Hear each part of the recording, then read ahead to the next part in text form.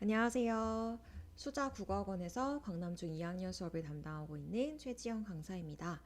제가 지금부터 이번 2학기 광남중 2학년 중간고사는 어떻게 나왔는지에 대해서 한번 자세히 리뷰를 남겨보도록 하겠습니다. 같이 화면을 보면서 이야기 나눠볼게요. 먼저 시험 리뷰 순서는 다음과 같은데요. 첫 번째는 광남중 2학년 시험이 어떤 식으로 출제되는지 출제 경향을 이야기해보고요. 두 번째로는 이번에 출제된 문항들은 어떤 문항들이었는지를 분석해보도록 하겠습니다. 그리고 세 번째로는 수자학원에서는 어떤 식으로 학생들을 시험 대비를 진행하고 있는지에 대해서도 이야기를 나눠볼게요. 먼저 첫 번째는 광남중 2학년 시험 출제 경향입니다. 파트가 크게 세 파트로 나눠질 수 있고요. 문법 파트의 경우에는 전체 시험 문제에서 최소 30% 이상이 출제되고 있습니다. 이번 시험만 그런 게 아니라 광남중 2학년, 3학년 모두 문법이 포함되어 있는 시험이라면 항상 최소 30% 이상은 문법에서 출제가 되고 있는 게 광남중 시험 경향입니다. 이번에는 30문제였고요. 그 30문제 중에서 총 11문제 정도가 문법 문제로 출제가 되었습니다.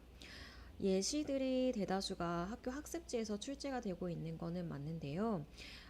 물론 암기가 되어 있다면 좀 수월하게 풀 수 있지만 암기뿐만이 아니라 그 암기한 내용을 토대로 학생이 스스로 잘 이해하고 또 실전 문제에 적용이 가능해야지 고득점을 맞을 수 있는 시험입니다. 그래서 문법 파트는 좀 꾸준함과 오랜 좀 끈기가 필요한 파트이고요.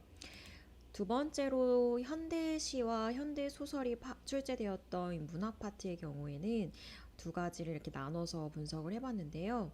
현대시의 경우에는 대체로 그 시의 한 작품에 관련된 문제만 나오는 게 아니라 네다섯 개 정도의 작품을 묶어서 연계되어서 문제를 출제하고 있습니다. 그래서 그 여러 작품의 특징에 대해서도 정확히 알아야 하고 각 작품의 특징뿐만 아니라 여러 작품의 공통점과 차이점에 주목해서 학습을 해야 하고 이 부분이 되어 있다면 고득점도 충분히 가능한 시험이었던 것으로 보입니다. 그래서 현대시 파트는 그렇게 어렵게 출제되지는 않았고요. 그 다음에 이제 현대소설 파트인데 이 현대소설도 분량은 길었는데 물어보고 있었던 것은 서술자에 대한 개념과 그리고 소설의 구성 단계 등 이 소설의 기본 개념에 충실한 문제들이 출제가 되었습니다. 그래서 문학 파트는 제가 봤을 때는 어려운 문제는 한두 문제 정도가 출제가 되었던 파트였고요. 이제 세 번째로 비문학 파트인데 비문학 파트 같은 경우에는 이번에는 설명문이 실려 있었고 이번 설명문에서 물어볼 수 있었던 문제들은 설명문의 특징 그리고 설명 방법이 어떤 것들이 있고 보기를 주고 이 보기에 사용된 설명 방법이 무엇인지를 물어보는 문제들이 출제가 되었습니다. 그래서 이 부분도 학교 학습지에 나와 있었던 예시들을 학생들이 충분히 암기하고 있었다면 고득점이 가능했던 그렇게 어렵지는 않았던 파트였습니다. 네, 그러면 조금 더 이제 자세하게 세부적인 이야기를 나눠보겠는데요. 품사에서 아까 30문항에서 11문항이 출제가 되었다고 말씀을 드렸는데 품사는 특히 단기간에 성적이 향상되기는 어려운 파트입니다. 내신 공부들이 대체로 학생들이 벼락치기를 하는 경향이 있는데 특히 이 벼락치기가 통하지 않는 게 문법 파트이고요. 소자 학생들은 이 부분을 미리 제가 알고 여름방학 때 특강으로 품사 공부를 시켰기 때문에 아마 품사를 공부하지 않았던 다른 학생들보다는 좀 더 수월하게 공부를 할 수 있었던 것으로 보입니다.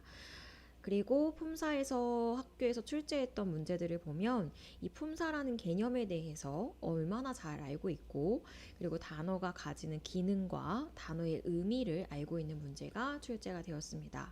그래서 뭐 예를 들면 조사에 대한 설명으로 적절한 것은 하고 물어본다든지 품사에 대한 설명으로 적절한 것은 뭐 적절하지 않은 것은 이런 거를 물어본다든지 그래서 개념 충실한 문제들이 주로 출제가 되었고, 기능과 의미, 단어가 가지는 기능에 대해서도 학생들이 좀 헷갈려하는 부분이 있는데, 그러니까 예를 들면 뭐 수식어이라면 수식어이 가지는 기능은 다른 단어를 꾸며주는 기능이겠죠.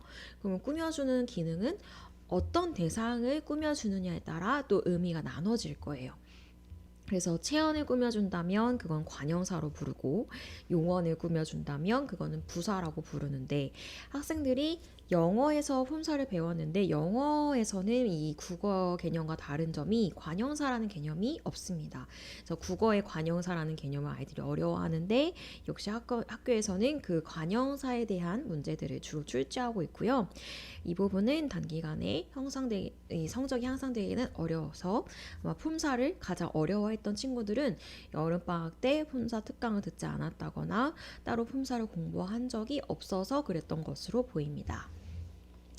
그리고 이제 두 번째로는 현대시 파트인데, 현대시는 5문항이 출제가 되었고요. 이 5문항은 모두 가에서 마로 작품 5개를 묶어서 연계시켰습니다. 작품의 경우에는 지금 보이는 바와 같이 교과서에 수록되어 있던 작품은 3개였고요. 나머지 나룻배와 행인이나 엄마 걱정이라는 작품은 따로 학교 프린트로 배부를 했습니다. 이런 식으로 광남중학교는 교과서와 연계해서 내기 좋은 작품을 미리 학교 선생님이 학교 학습지로 제공을 하고 있어요. 그래서 학생들이 다른 작품들과 어떤 게 비슷하고 어떤 게 다른 점인지 차이점인지 이런 것들을 염두에 두고 공부를 하면 고득점을 맞을 수 있었던 것으로 보입니다. 그리고 이제 현대시에서 물어보는 것들은 특정 시구에 밑줄을 그어놓고 그 시구에 담겨있는 의미나 아니면 그 시구에 사용된 표현법을 물어본다든지 이런 식으로 출제가 되고 있고요. 그리고 세 번째로는 이제 표현상의 특징입니다. 표현상의 특징은 시의 전반적인 표현을 형식적인 것을 물어보기 아주 좋은 문항인데요. 학생들이 가장 어려워하는 게 이 표현상의 특징 파트입니다. 교과서에서 혹은 학습지에서 다루었던 언급했던 말이 아니라 비슷한 맥락으로 표현을 바꿔서 질문을 하고 있는데, 제가 학생들한테 당부하고 싶은 말은 표현상의 특징을 물어볼 때 나는 학습지에서 이런 단어를 본 적이 없어. 나는 학습지에서 이런 말을 읽은 적이 없어. 라고 생각하면 틀렸다고 생각하는 학생들이 꽤 많아요. 근데 국어는 A라고 물어볼 수도 있지만 A-로 물어볼 수도 있기 때문에 본인이 암기했던 그 텍스트가 아닐지라도 그게 맥락상 맞다면, 그리고 다른 선택지를 이렇게 소거해 보면서 답이 될 수 있는 가능성이 하나밖에 안 남았다면 그거는 답일 수 있다는 가능성을 좀 열어놨으면 좋겠어요. 그래서 국어 공부를 할 때 학생들이 꼭 기억하고 당부해야 하는 건 내가 봤던 텍스트가 아니더라도 답일 수 있다. 모든 가능성을 열린 결말처럼 좀 가능성을 열어놓고 문제를 풀었으면 하는 바람이 있습니다. 그래서 재원생 중에서도 이런 부분이 좀 어렵다고 하는 친구들이 많은데, 제가 봤을 때는 이거는 모든 학생들의 보편적인 특징인 것 같아요. 그래서 공부를 많이 했는데 원하는 점수가 안 나왔던 친구들은 내가 너무 그 암기한 내용만 거기에만 국한돼서 편협하게 바라보지는 않았는지를 한번 이 시험을 통해서 되돌아보고, 그리고 앞으로 안 그러면 되는 거기 때문에 너무 낙심하지 않았으면 좋겠습니다. 네, 그리고 이제 다음으로 현대 소설 파트가 어떻게 나왔는지에 대한 얘기를 말씀을 드려볼게요. 잠시만요. 네, 그리고 이야기 나눠볼 파트가 현대소설 파트입니다. 이제 현대소설은 내가 그린 히말라야 시다 그림이라는 작품이 출제가 됐는데, 여기서는 네문항이 출제가 됐습니다. 사실은 이제 교과서의 분량으로 봤을 때 제일 길었던 게 이 현대소설 파트였는데요. 여기가 네모난밖에 안 나온 거는 조금 의외이긴 했습니다. 아무래도 이제 품사에 대해서 물어볼 게 많았기 때문에, 그리고 설명문에서 조금 더 비중을 늘려야 했기 때문에 이 현대소설 파트는 좀 분량이 적어졌던 것으로 보여요. 마찬가지로 현대시에서도 그랬듯이 소설 파트에서도 소설의 구성 단계별 특징 이런 식으로 소설의 기본 개념에 대해서 물어보는 문제들이 출제가 되었습니다. 그리고 작품의 일부를 보여주고 일부인 보기를 보여주고 소설의 구성 단계 중 어디인지를 찾을 수 있는지, 그리고 서술상의 특징, 예를 들면 좀 서술자가 작품 안에 있는지 작품 밖에 있는지, 그리고 작품 안에 있다면 서술자가 주인공인지 아니면 그냥 관찰자인지, 이런 식으로 시점의 특징에 대해서 물어보는 문항이 출제가 되었습니다. 네, 그리고 설명문 파트가 이제 10문항으로 30문항 중에서 3분의 1 가량이 출제가 되었는데요. 이 설명문은 이제 설명 방법, 앞에 말씀드렸던 것처럼 설명 방법을 확인하는 문항이 출제가 되었고, 이 설명 방법들은 전부 다 학교 학습지에 있었던 내용들이 그대로 비슷비슷하게 출제가 되어서 그렇게 어렵지는 않았을 것으로 보입니다. 그리고 이제 광남중은 개념을 물어보는 문제를 좋아하기 때문에 설명문과 그리고 논설문의 차이에 대해서 아는지, 설명문은 어떻게 읽어야 하는지, 그리고 설명문을 쓸 때 어떤 매체 자료를 활용해야 하는지, 그런 매체 자료에 대한 질문도 한두 문제 정도 출제가 되었습니다. 네, 그렇게 해서 이제 광남중학교 시험에 대한 이야기는 여기까지 나눠봤고요. 학원에서는 어떤 식으로 시험 대비를 하고 있는지에 대해서 말씀을 드려보도록 할게요. 일단은 첫 번째는 학원은 전부 자체 수업 교재와 문제 교재를 사용하고 있습니다. 그래서 양질의 수업 교재를 제작하는 데 있어서 공을 들이고 있고, 그리고 매주 매일 하루에 하나씩 풀 수 있도록 문제를 분량을 나눠놨기 때문에 숙제 분량 나눠놔서 학생들이 밀리지 않고 꾸준히 매일 숙제를 하는 게 가장 중요하고요. 그리고 두 번째로는 이제 1대1 평일 클리닉이라고 해서 학생이 정규 수업에 배웠던 내용을 복습할 수 있도록 따로 평일에 아이들을 부르고 있습니다. 평일 클리닉은 제가 처음부터 끝까지 아이를 붙잡고 있는 게 아니라 학생이 스스로 복습을 할 수 있는 시간을 충분히 주고 준비가 됐다고 하면 그때 나와서 문제를 풀고요. 빈칸 테스트를 주로 푸는데요. 빈칸 테스트에 이제 개념을 정리해보고 그 다음에 제가 이 친구가 조금 더 공부가 필요하겠다 하면 뭐 추가적인 자료를 주고요. 또 말로도 물어보고 이런 식으로 좀 자기주도적인 복습을 할 수 있도록 하는 게 목적입니다. 그래서 평일 클리닉은 학생마다 실력도 다르고 수준도 다르기 때문에 좀 천차만별이에요. 그래서 얼마나 걸립니다. 정확히 몇 시부터 몇 시까지 시간을 정해놓을 수는 없고요. 평균적으로 1시간 정도를 잡고 등원을 하는 것을 권장하고는 있습니다. 그리고 세 번째는 기출문제를 풀이해주고 분석해주는 것인데요.